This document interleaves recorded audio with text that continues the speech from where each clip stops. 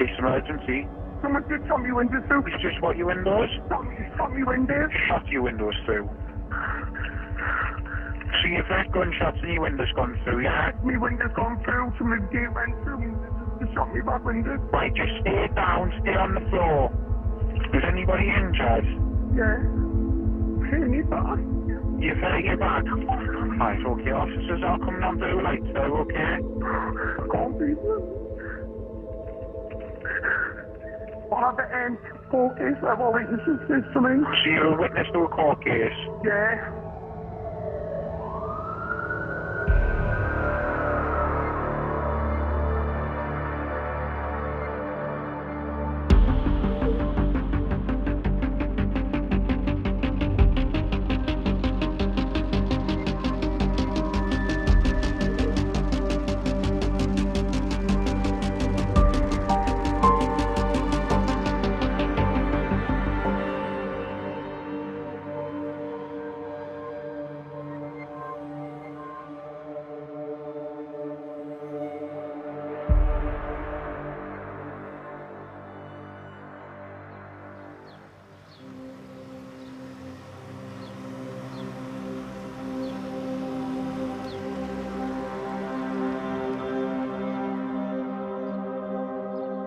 In central Newcastle, a single shot has been fired through a patio window in the dead of night.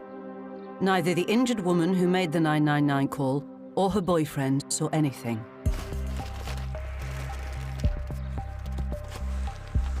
And with no other eyewitnesses, all hopes of a lead now rest on the forensic investigation led by crime scene manager Alan Sayers. Going into a crime scene, and we call it what's called the harvest, which is getting the fingerprints, the DNA, the footwear, all of the forensic evidence, bringing it back. And if you don't get the harvest, you won't get the results. Alan is one of a team of 26 specialists employed by Northumbrian police to try and piece together what has happened at the 9,000 crime scenes they attend each year. Graham, what we've got? So there's a square of houses here, mid-terrace house. Somebody approaches it, kicks the back gate in, discharges a shotgun. Yep. About 1 o'clock in the morning. In terms of witnesses, have you got any clarity on who did you? Nobody's seen anything. So is the gate open now, actually, No, at this it's time? closed. At this point, you can't see into the garden. So is it secure or bolted from the inside or anything like that? Or? I don't know. I haven't gone anywhere near. It's left as was. So, Alan, are you just going to take control of this and go into the scene there? I think as long as you're happy, Paul, with the cordons and the way that they are and they're at the moment, and we'll crack on then. Right, thanks, Alan. Okay. Cheers. Cheers. Right.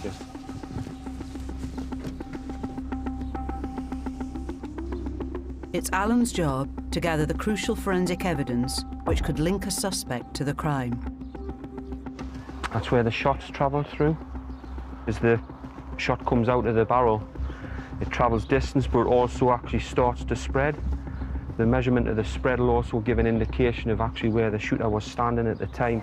I always find with firearms incidents, sometimes harder to detect than homicides.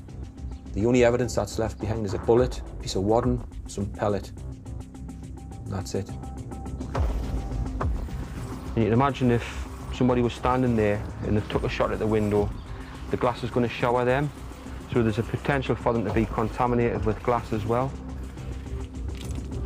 That's potential evidence for us to link somebody to the scene itself. The composition of different pieces of glass have distinct characteristics, and a sample of the window is taken in case it can later be tested against glass fragments found on a suspect. Inside the property, there is unlikely to be fingerprints or DNA, as it appears the shooter never entered. But there is still the possibility of recovering ballistic evidence. What we'll be looking forward to doing here is the potential of recovering some of the lead shot. Right. As well as that will be the wadding in there, hopefully, that we're actually looking for. Okay.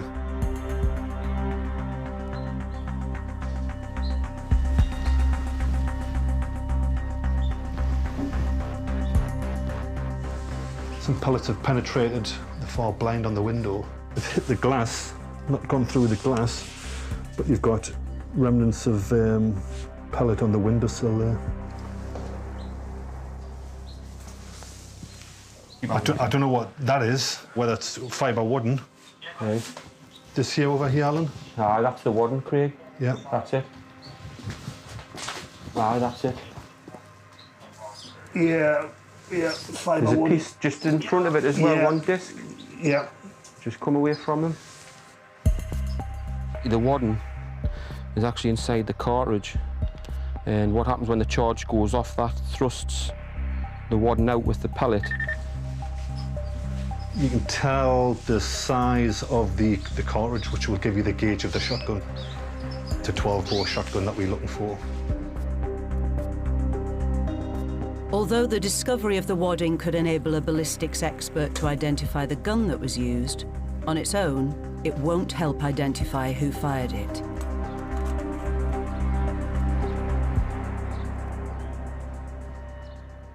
But officers searching the rest of the estate have alerted Alan and his team to some more potential evidence that could lead them to a suspect. And there's one there, Craig. And the other two live, aren't there? That looks like a 12-bore to me, Alan. Aye, it is.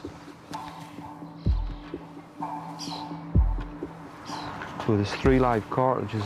If there's no spent cartridge, Alan, it would suggest that it's... Still in there. It hasn't been ejected, obviously. You know, sometimes you look, if you get 1 cartridge, but to see 3, you know straight away that you've got something that you can hang on to there, you know. If these cartridges were dropped by the suspect as they fled the scene, they will have had to have handled them and may well have left DNA. You literally just need to touch something with your fingers and you will deposit DNA. Each one of those cartridges, you don't know which one's going to give you the result. Right, cheers, Craig.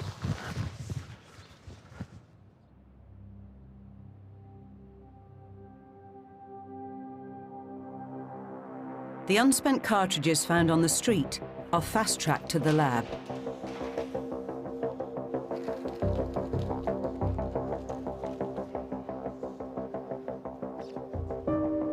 And we're just looking for whoever's come into contact with them. It's either down to the shedding of skin, sweat and grease and natural oils that you have on your hands that are going to contain tiny little particles of you, and that's what we're swabbing off. The lab technician's skill is in trying to lift only DNA deposited by the person or people who most recently handled the cartridge. If you swab it too heavily, you could get multiple DNA profiles from everybody that's ever come into contact with it. So you've got to be careful when you are swabbing that you're swabbing it enough to remove DNA, but not necessarily swabbing it enough to remove everybody's DNA. It's very rare that we don't get something. The results are due in 24 hours. If a mixture of DNA is found on the cartridge, it will be hard for the lab to single one person out, unless the police can provide them with names of any potential suspects for comparison. So officers are going house to house on the estate in search of leads. You're probably aware now, due to the police tape and police officers started around, there has been some type of incident. Yeah. We're just wondering, if you were in the house at the time, did you hear or see anything? No, we never heard nothing, but I couldn't... A lot of them would have heard what happened, but when we're down there, you see a lot of them just looking out their windows and things like that. They want to become involved because of the nature of what's happened. They're in the same position as the people that were in that house that day. I didn't hear anything. Nothing at all? The window was open. Right, you still had your window open? I didn't hear anything at all. No, until you got up and then noticed. The fear for their lives, you know. It's not often you hear of a firearm being discharged, but when it happens on your doorstep, it does start to make you think a little bit as to who it is that's around you, you know. And that's one of the things that they would be, is the fear for their own lives, you know. Right, no bother. Thanks very much for your time, though. No problems. Cheers, ta. We tend to rely on scientific evidence more and more simply because we're not getting people coming forward for this type of thing.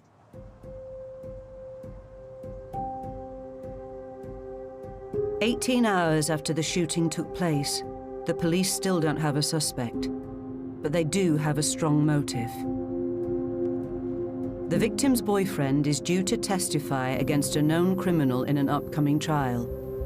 The female who was shot is too terrified to talk, but her boyfriend has agreed to meet with detectives. You're right, you have a statement about last night, yeah? Yeah. So ever since you've been here, what was the first, was it the bang at the gate? I sat down to eat my pizza and I heard a bang on the gate. I went to open the curtain. She must have heard them on the decking, right. So she turned back around. As she turned back around, the big blast just come straight through the window, and I was standing here, and it come through, and it just went boom, straight past my face. I seen it. I heard the pellets hit her. I heard them hit her. I seen her hit the floor. I heard everything. So when it's gone bang? When it went bang, I just ended up back up against that wall there. Just... And she hit the floor, and I fucking grabbed her. Helped her open up. I seen the impact of it come through in my face, like, right to my face. I seen the fucking spark and everything at the end of the gun. Are you aware of, like, any threats being made out like that prior to last night? I was aware. What sort of things have you heard? Things like there's money on my head. People are trying to pay money to see where I live. So the threats, how long have the threats been coming when you're saying the money on your head and... Oh, I've been coming for months. For months. So what's your thoughts on where the threats are coming from and who's likely to have done it?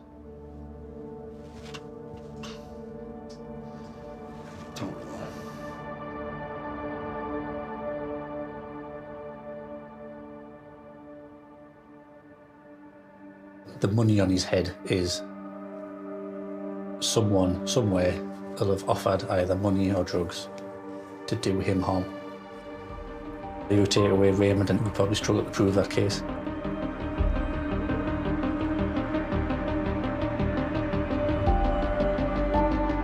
While the hunt for the unknown gunman continues, Raymond and his partner are taken to a place of safety for their protection.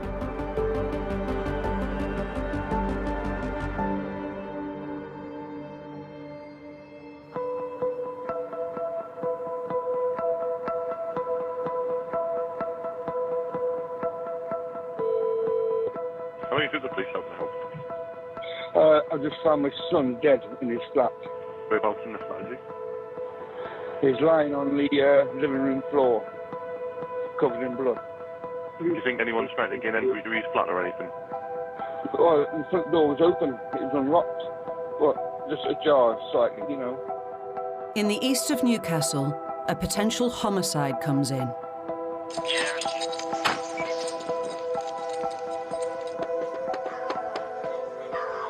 Is his mum here as well? No, he lives by himself. Yeah. Oh, shit. It's my fault. I found it. Oh, it's open. Sorry, so the door was open when you got here? Yes, because I went, I knocked twice. I went, oh. How do you know him? He's my son. He's your son, sorry. Okay. I wonder why the door was open then. Well, obviously somebody was there. When the fathers attended the scene, the door was open and unlocked. When he came up 2 weeks before he died, he says, "Can I doss here for a couple of nights?" I says, "Why?" He says, "I'm out my flat." I says, "Oh, fair enough." Well, I had to get up and go to the toilet during the night, and I looked into the living room where he was, and he was in the armchair. He hadn't put the bed down, and he had this duvet wrapped around him. I thought I'll get to really know what's the matter in the morning. So in the morning I got up and went in, and he'd gone. And that's it. But that was the last time I saw him before he died. It may well be that the door itself is part of a student that's been left open by whomever's left the address, but I think we force entering. Back room.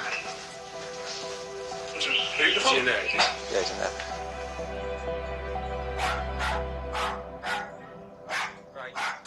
He was worried about something, but he wouldn't tell me.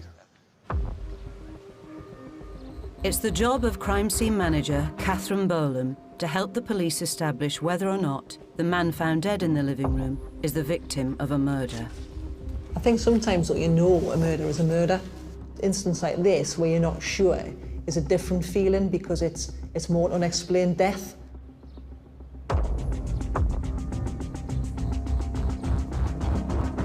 Oh, not sure how that blood's ended up outside. That's the first strip there. Whose blood is it and why is it there? And is there a suspect potentially or somebody injured?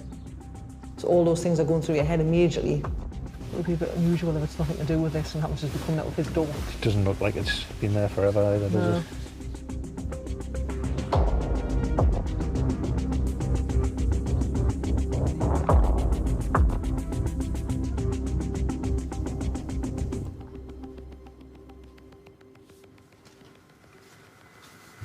The only way I can think you get under in that position is to crawl. You wouldn't naturally fall like that. How has he got into that position? Was he pushed into that position? Did he crawl into that position? Was he hiding from somebody who's crawled under there? It's a strange place to find a deceased under a computer desk, wedged into a corner, really. Catherine's assessment is made harder because the body is lying in such a way that the fatal wound isn't visible. But moving the body is not yet an option. The single biggest risk of moving the deceased in that scene was destroying the evidence, destroying that blood pattern and destroying any interpretation that we could get from it. When you have a body that's found face down, you only get one chance to deal with that. I think had it not been for the knife covered in blood. I would have moved and maybe not would been have for the moved. knife, yeah. But it's the fact that like there's nothing really else around the knife either covered in blood. It's kind of just on its own. Oh, yeah, right. It's not as if the whole top's covered in blood where he's just been reaching as he's falling. No, it's just that knife. Isn't it? It's more likely murder weapons are left behind because of sheer panic by the suspect. He may never intend to actually harm somebody, it's done in the heat of the moment. So the sheer panic of actually realising you've killed somebody, you just run away. See, I've got bits of blood in the carpet here. Not massive amounts. And obviously got it in the thresh of the bedroom. If somebody's been in this bed bleeding with a duvet over them, I would suggest. Whether or not someone's just been sitting on the bed and laying down briefly or whether they've been here for some period of time, I would never know, but they've obviously been sitting here bleeding on the edge as well, which is why it's all over the carpet and all over the edge of the bed. But whether or not that's bleeding due to an inflicted injury, I don't know. The bathroom's in here, but apparently two of the birds are out, so we'll have to be a little bit careful. So he's got blood on the floor, into the bath, on the wall behind this bath, on the towel, on the sink. This blood on here looks like it's diluted, so potentially somebody washing blood. And there's not a room where there isn't some blood. Blood at washer points, which is how we describe them, also sinks, baths, showers, always raises questions about, is it the victim trying to clean blood off their own hands or face or any other part of their body, or is it an offender trying to clean blood off a weapon or off themselves? Well, you've got a blood-stained knife on a computer desk, you've got blood trailing outside, and you've got blood in every room in this flat. My gut said that it's something sinister and there is a murder. Until cause of death can be formally determined by the forensic pathologist, the police must decide whether or not to open a murder investigation. Catherine takes the case to the Homicide and Major Crime Unit to review the details with Detective Inspector Ed Small. So I've obviously put 4 out. So that must be the next strip, and then the 4 is the one where there's lots of them. It's right on the doorstep. There's some there, and there's some little bits there. And each one's a bit like that. Quite a bit there as well, isn't he? You've got to wonder how that blood trail came to be there. Does it belong to the person who's dead in the house? Or does it belong to someone who's been in that address and has left the scene carrying blood with them? Got blood all over the sink. Yeah.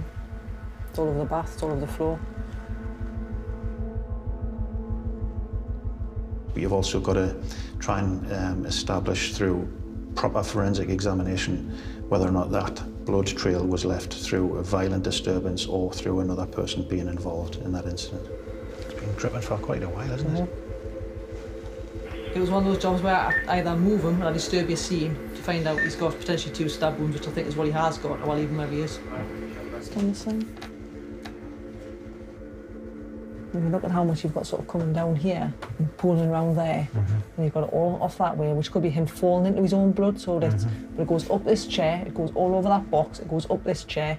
So you think he's been wandering around, why is he not leaving footwear marks and blood? The homicide team assemble to discuss the evidence in the case. The father's here now giving a statement to detectives. Right. The neighbour at number 16 heard 18 heard voices last night, possible disturbance. She's getting statemented as well. She can't identify the voices, I'm led to believe. There's 2 voices. 2 male voices. Raised voices. I wouldn't go as far as see the disturbance. Yeah. All we know from the father is that he hasn't been seen for a week. Got a potential dispute with a neighbour and blood along the street. Got an insecure address according to the father, and we've got him with stab wounds and blood all over the flat. I think at the minute we're going to have to just do it as a runner. With forensics unable to rule out foul play, a homicide investigation is opened.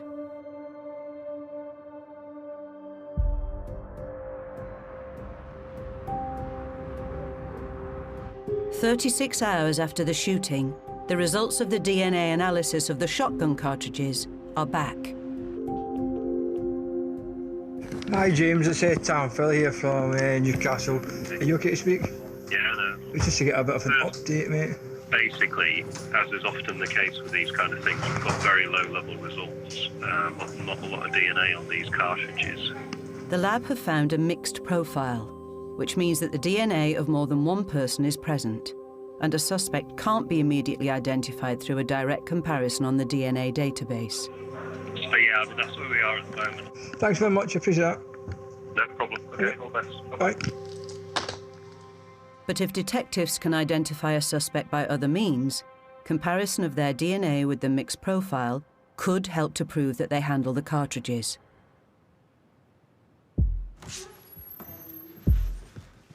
And house-to-house inquiries in the community have finally turned up someone who is willing to speak. It's got to be that one. Let's give it a go. From the CID, we're investigating something that's happened in Lawrence. Now, we're talking to loads of people, we've been to loads of addresses, it's quite a big inquiry, it's obviously a serious incident. I think you know some stuff. Tell me what you know about what's gone on. I just know that someone had went up and shot their windows. So when you say them, what's their names again? James. Curtin. Tell us what you know about him. How old is he, for example? 31. 30, 31. And what does he look like? Ginger hair.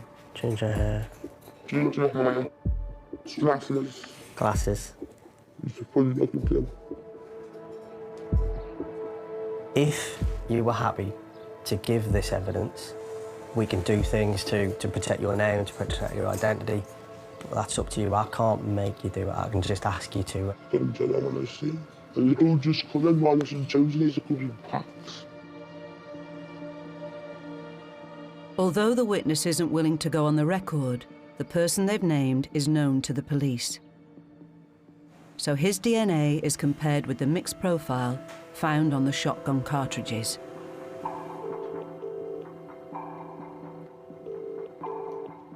Hello? Hi James. Right, so just go through and make sure I've got it right.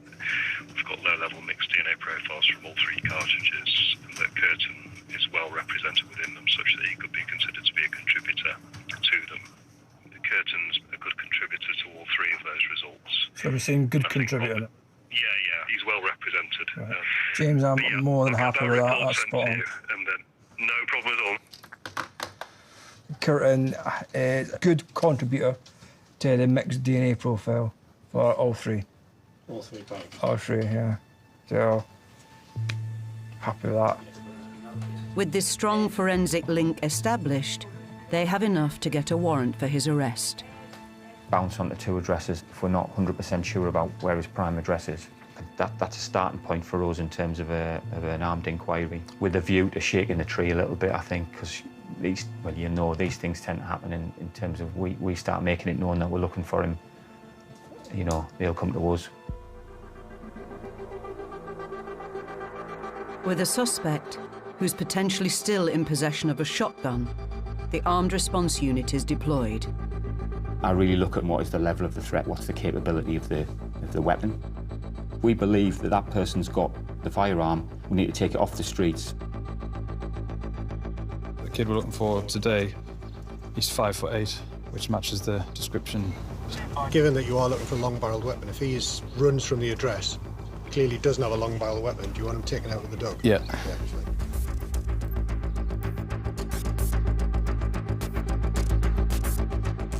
Authority to arm and deploy.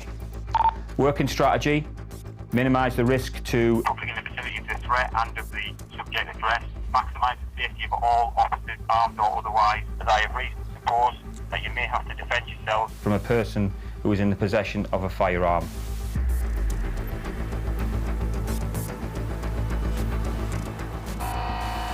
Don't come straight back, have a look in. If you get a confrontation at the door and you cannot, you're not going to be able to move back as quick as he moves forward, just deal with it at the door. Oh, you put this address, make yourself known, come to the front door, your hands so we can see them. Don't bring anything with you. Oh, police! Bronze, we've got no response within. Staircase to the right. Angle, sorry.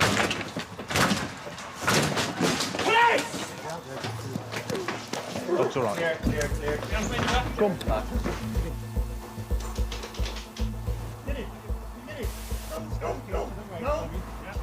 Yeah, the negative so far from a quick search of the kitchen area.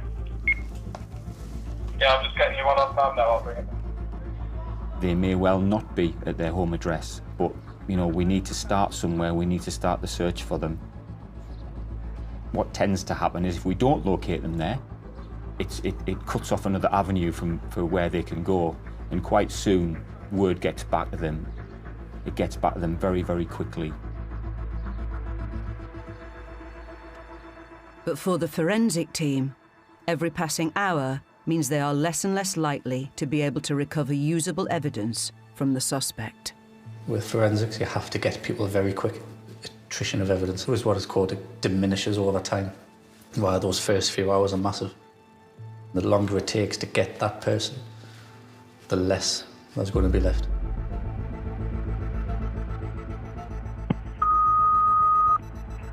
Yes, sir. Police Robbie speaking. How can I help?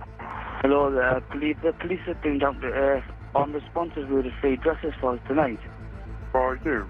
For me, yeah. All right, okay. So what's your name now? I'll check. It's Michael Peter Curtin. Michael Peter K. Well, K-I-R-T-O-N. K-I-R-T-O-N, yeah? Okay, so you want to where you are and I'll get someone to come speak to you? Yeah, well, it's going to have to be on response in this.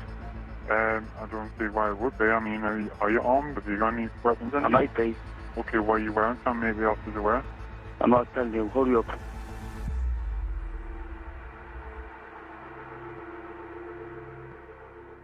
More than 33 hours after the shooting, the suspect hands himself in.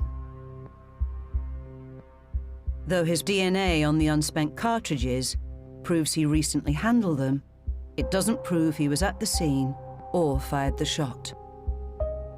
So he's immediately swabbed for gunshot residue. GSR gives a good indication that somebody's been in the location of a potential firearm being discharged. But the fall-off periods are quite quick. It's unlikely that gunshot residue would still be present this long after the shot was fired. However, as he is searched prior to being taken to his cell, a shard of glass falls from his shoe.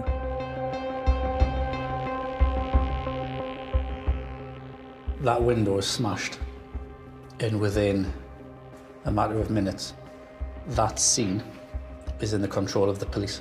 So that glass could put him at scene at or very near to the time that that window is smashed. And the only way he could be there is if he's the shooter.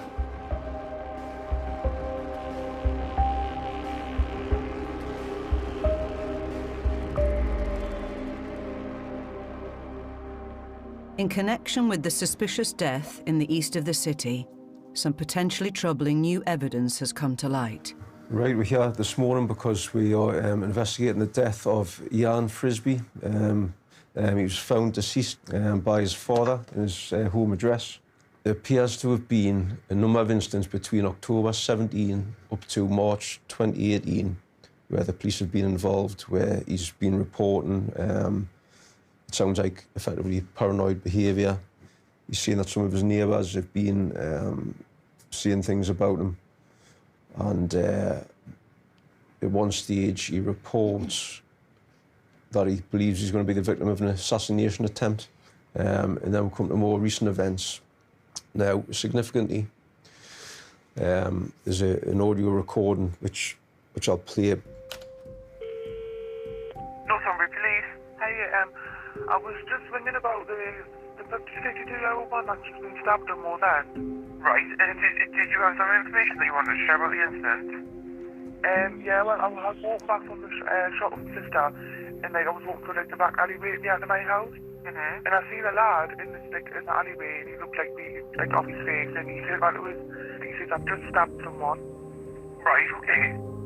Obviously, I heard about this man being stabbed, so I had a feeling that I had a big feeling that would be him. Right, okay, you wouldn't sure about it. The witness has provided a photo she took of the man who confessed to the stabbing. He's well known to the police. He's been with them the past couple of days and he's sofa surfing. He's more than likely to stick with them than me. Yeah.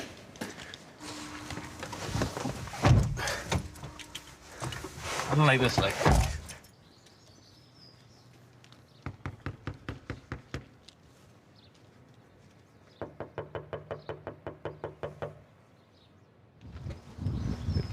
Hello, mate. Could you come down and just have a quick chat with us, just the police? This is a possible murder investigation, right? Oh, yeah. So, now listen, didn't interrupt us, right? Right. We're a bit different when we're looking for in relation to a murder investigation, right? And we will smash doors in, and we will lock yous up, and we'll get yous on remand for keeping people. So you need to find them for us. Right. All right? What he's done is he's gone in the next street and he's told somebody he stabbed somebody. What's that? He had on, had blood on, it was out. But he had blood in his top yesterday. He had blood on his top yesterday. This is 11 o'clock. He knocked out yesterday morning. 11 o'clock yesterday morning? Yeah, he knocked out. He had blood on his top. A quick one, will you be able to feed back to the boss? We spoke to her. She says, for time frames, he come to the address at 11 o'clock yesterday morning. Right. But then in her words, he said he's done something naughty. Okay. He had blood on the left shoulder of his shirt. He had a stamp mark on it as well. And he had a stamp mark on it. She says he had a stamp mark on the same shoulder. She doesn't know if it's his blood or obviously somebody else's. Do you remember, did she say what he was wearing? Or He's wearing. We think he's wearing the same shirt as he's on the picture. A checked shirt. Aye, the checked shirt. As soon as he said that, he's been booted out. As soon as he said something naughty, he didn't elaborate on it. She said, "Oh, I don't want to do you when he said he's done something naughty." Should have booted him out, and that's the last you've seen of him. Here he is. There he is. I'll ring you back. Mate. You all right? Just from the CID, mate. Gonna need to have a chat with you. All right. Want a drink, you gone? She need to search you. You got anything sharp on you? Put your hands in your pockets. You come from the front, but you can still drink your can. I'll explain to him and get custody. Sarge, we've got him locked up. Right, if you pass that on, we'll be travelling time from Wall's End. Once you've got somebody arrested, you need to consider what you're going to do with them to get the best forensic evidence from them as a person. You need to consider where they live and where they've been to make sure that there aren't any outstanding evidence in terms of weapons or clothing.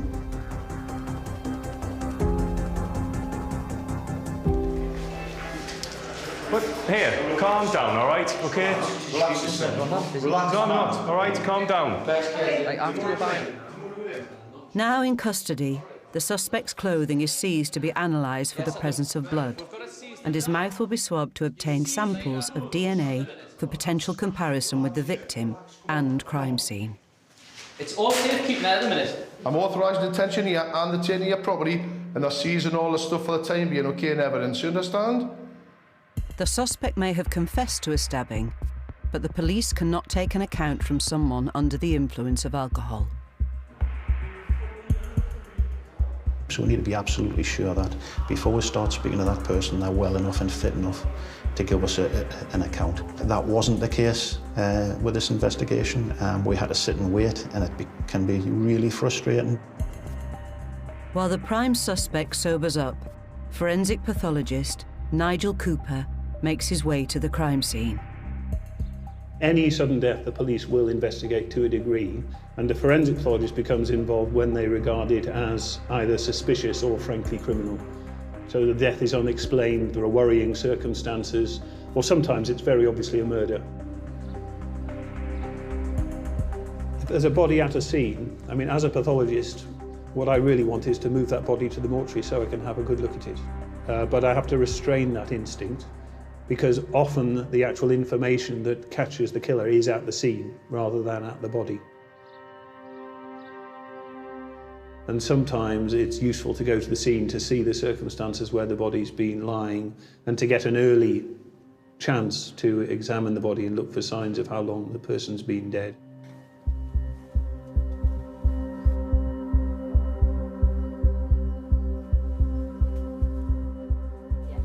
Then what I want to look at is principally the body. So I would record the position that the body's lying in, the arms, the legs, the face down, face up. From your perspective, do you want to try and have a look at the front of him before you come out? And I'll obviously get a good look at the mortuary, basically. Yes, so I'm here just to get a general perspective, and then I can't imagine you're going to want to move him immediately, are you? No, the less I can do, the better. Any blood stains around the body, sort of in the environment or on the body that are obvious from that stage of the examination? And then sort of more generally, what else is around the scene? Is it okay if I just try and bend his leg? Sure.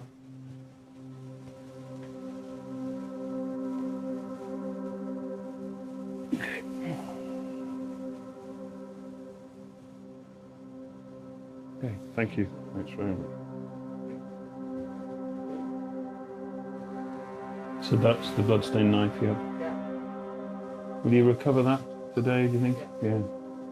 Do you want it in the mortuary or not? Just in terms of measuring his... Right. Do you want to see the knife or do you want a photograph of the knife? Photograph would be fine, I think. It's a lock knife, is it? Yeah, it's like a lock knife. Okay. I think I've probably seen what I need to see. Okay. I'm happy just to leave him to you, and then I will see him at the mortuary.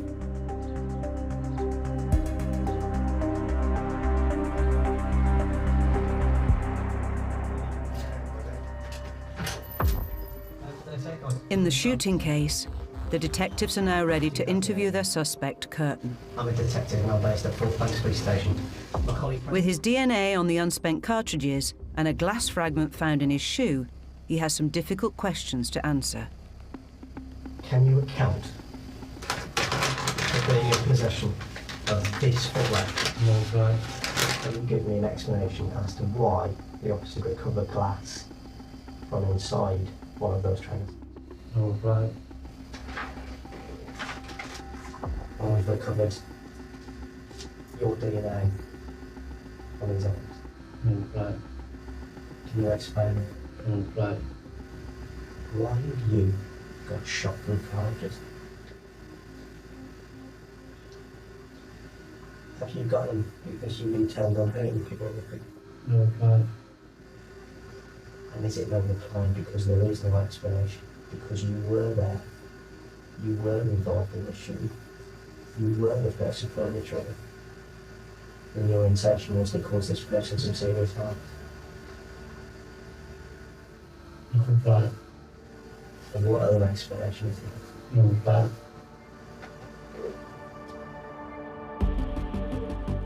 With no viable explanation for the glass fragment or presence of his DNA on the cartridges, the forensic evidence is strong enough to persuade the Crown Prosecution Service to charge. On Friday the 1st of June in Newcastle, occasioning actual bodily harm. Friday the 1st of June 2018 in Newcastle, had in your possession a firearm with intent by means thereof to endanger life, contrary to Section 16 of the Firearms Act 1968. On Friday the 1st of June. To get those 4 charges, it is satisfying. Long term, it's obviously, it doesn't end there. It keeps on going. It very much keeps on going. Getting the charges sometimes, people say, is the easy bit.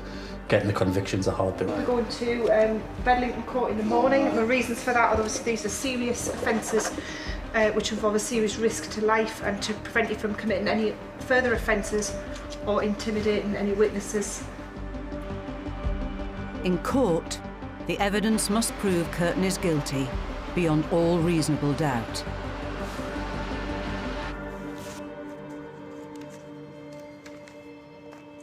On the DNA evidence alone, the only thing that that's going to tell us and give us is that that person at some point touched those cartridges. It will not tell us that they shot the gun at that crime scene. People might think, well, surely that's all you need. Common sense. Why is that cartridge at that scene with his DNA on it? It's a movable object. You could take my pen, you could take my mobile phone, you could leave it somewhere. It doesn't mean I've been there. Just that object has been there. And what's really significant in a way is that, you know, the glass that we're getting from the training shoe might just have the key to the whole scene. Because that piece of glass might be the thing that puts that person at the crime scene when the firearm was discharged. The glass from the shoe has been sent to the specialist Marks and Trace's lab to be compared with the glass sample taken from the shot-out patio window. So the key things we're looking for are whether the fragment of recovered glass is freshly broken, the colour, the thickness. We also look whether it's from a toughened source or not. If these initial observations prove inconclusive, then the scientist moves on to a second stage, measuring the refractive index. Different glasses may bend light slightly differently, and that subtle difference we're able to measure on the refractive index instrument, which we call the CRIM. It's a measurement of how light bends. So if you look at a fish tank at a different angle, you see that the fish are at a different place from where you think they are. We are able to tell whether the refractive index of a recovered fragment is the same or similar or not to the refractive index from a control glass, so a broken window. The glass has a slightly different refractive index across the thickness, so we chip off pieces of fragments to try and get that variance and put it onto a microscope slide in oil, which then the fragment in the oil on the microscope slide is put onto the hot stage. The scientists increase the temperature of the oil until the outline of the glass appears to disappear. At this point, known as the match temperature, the refractive indices of the oil and the glass fragment are the same. If both the glass fragments appear to vanish in the oil at around the same temperature, it shows that they could originate from the same piece of glass. Fourth Bank City, Graham Herbert speaking. The results from the fragment in Curtin's shoe are back. How's it going? Not too bad. It's had an email from the scientist. Yeah. Bad news is, it doesn't match. Must have just been just a bit of random bit of glass that somehow ended up in his shoe. It's not good. Right, thanks, mate. Okay. Speak to you later. Cheers. Bye-bye. Bye-bye. Bye. It's not good.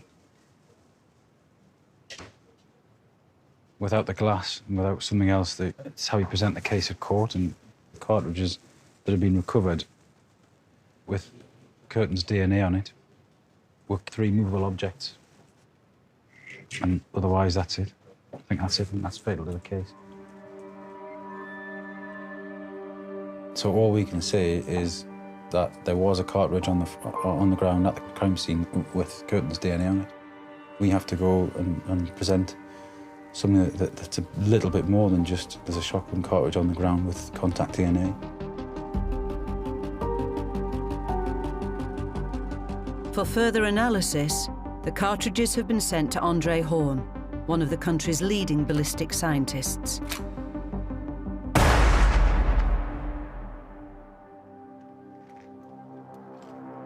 He's been asked to explore the link between the unspent cartridge found on the street outside the victim's house and the remnants of the cartridge that was fired through the window. What we have is fibre wadding. Again, I can see some glass glistening in the light. So what we'll do is we compare this to the wadding recovered from the scene.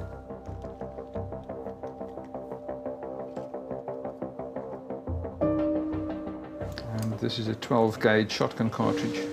So we're interested to see what the wadding looks like and what the shot looks like in order to compare them. So I'm just going to cut this open.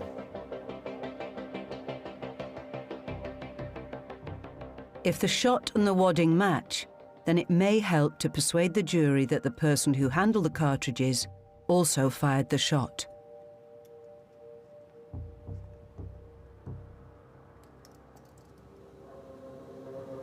What I can immediately tell is that we have fibre wadding, similar to the wadding we've seen recovered from the scene. And we've got shot pellets which are very similar in size. And what we'll do now is actually weigh them to make a comparison. It's fibre wadding, same colour, same consistency, and it's got two very thin pieces of black plastic on either side, and you can actually see the impressions of the shot on there. You've got fibre wadding with a piece of black plastic, and there you can actually see the dimples from the shot on there.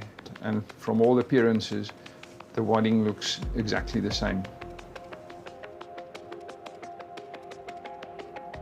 With the forensics all gathered, the team must now present their case to the CPS, who will decide whether there is enough evidence to bring the suspect to trial.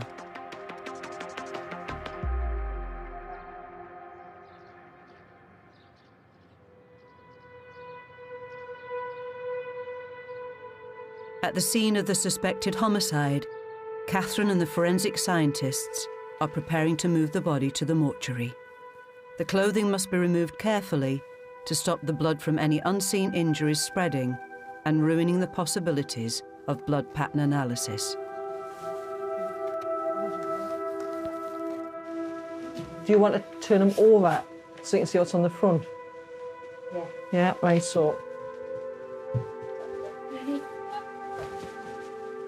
That's it. Oh, it's its neck. Yeah.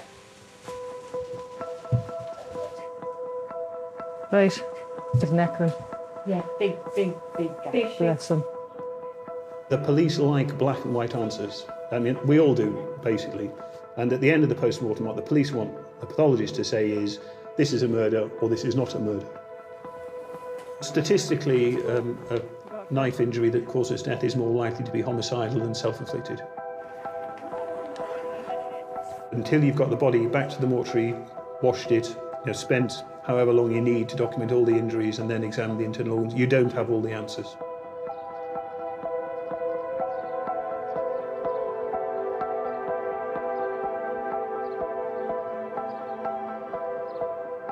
Well, you always expect to go before your children, you know. It was worse after, because you just, when I found him, more or less clicked. I thought, you get the police, get ambulance or whatever. And it was days after, came through then that he was dead, like, no. Keep having flashbacks to that day, like, now in my mind.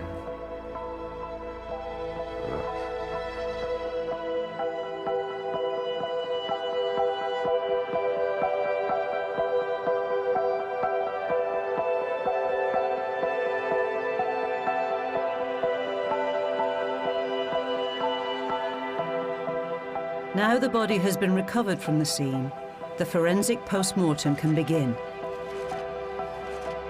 and an official cause of death can be determined. The way that forensic postmortems are done is innately stressful, so there's lots of people there, and they're waiting to know what you think. Front and left side of face, heavily blood-stained. Craig, could we just have a picture of his watch, the necklace, and the bands? Sorry. Heavy blood staining.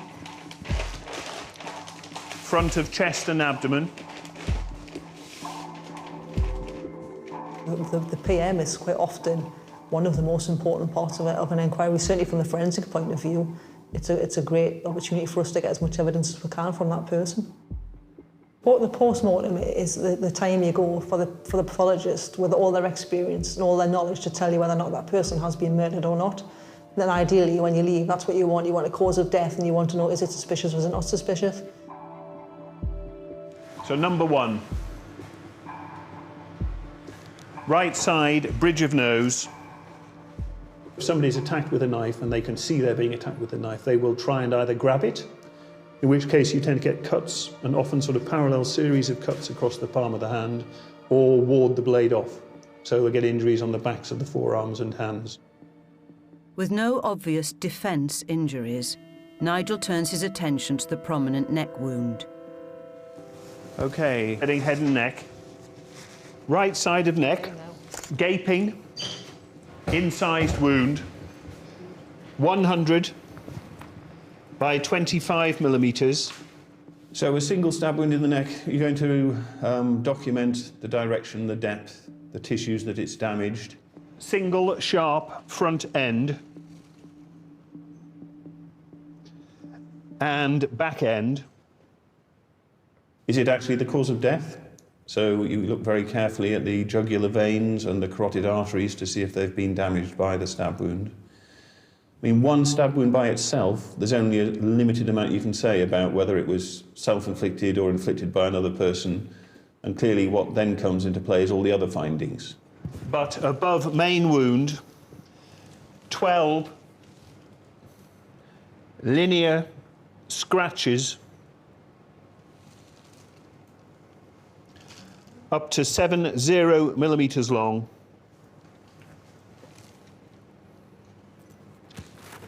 Some a little incised. So if you're attacked with a knife, for example, and have your neck slashed, it tends just to be one injury. Or if there's more than one, then they're running in different directions and different sort of parts of the body. Whereas here, there were multiple superficial wounds, all running in the same direction, and you really couldn't conceive that they would be caused in an assault. Somebody just wouldn't sit or lie still and allow that to happen to them. So one good deep wound and a number of sort of more tentative marks. Looks like there's a blood vessel down there. See that there? Yeah. I'm not quite sure what that is. It looks more like a vein than an artery, but... And I can't... And he's got no defence injuries, they're tentative. They're in the 3 sort of common places where people know there are blood vessels. They look very self-inflicted, don't they? It is actually very difficult to kill yourself by cutting your wrists or cutting your neck. It doesn't really bear thinking about what the mental processes involved are, because typically it's going to involve quite a lot of trauma, pain, presumably, quite a lot of blood loss, and usually is not fatal.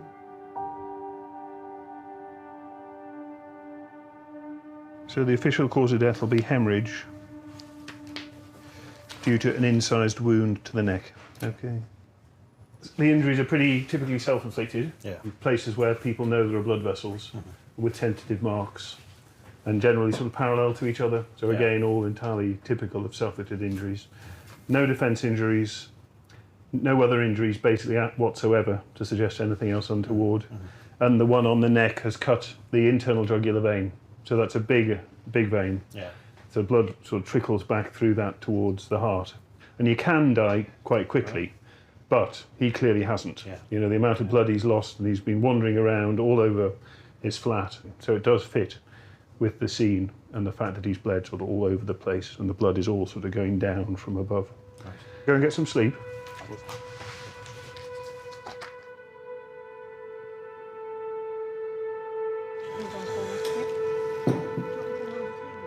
And the pathologist is very privileged.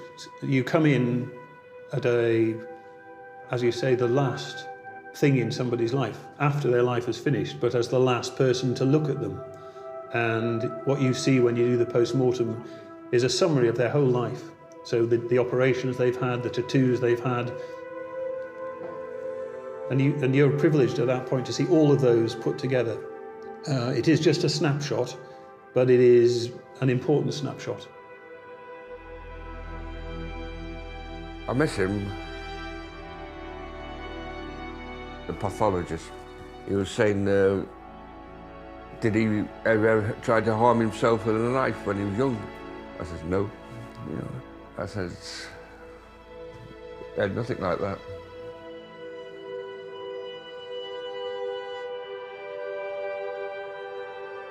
Lived by himself. I mean, you have dogs and things like that, but they can't answer you back or talk to you like, no.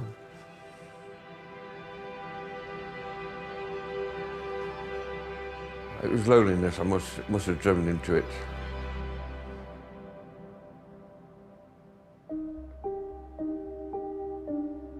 With the forensic team concluding that despite the suspect's claims, there was no stabbing after all, he was released without charge. I think people have all sorts of reasons for confessing to crimes they haven't committed. Mental health reasons, you know, people can't remember whether or not they've committed a crime or not due to drugs or alcohol. There's all sorts of reasons why somebody might say they've done something when they haven't. You're there to be objective, and you're there as kind of a person who's not on either side. You're there to find the evidence and go where the evidence leads you. Forensics is about proving innocence as much as it is about proving guilt, massively. I think you know, you don't want to send somebody to prison for something they haven't done. That's how you end up with miscarriages of justice. In the case of the shooting, despite the ballistic evidence, the prosecutor ultimately decided there wasn't enough to prove beyond all reasonable doubt that Curtin was the shooter, and the charges were dropped.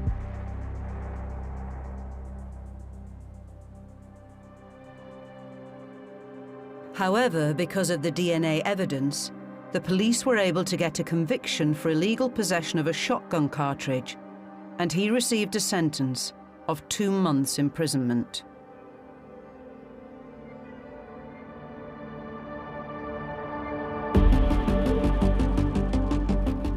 Could you succeed in the world of forensics?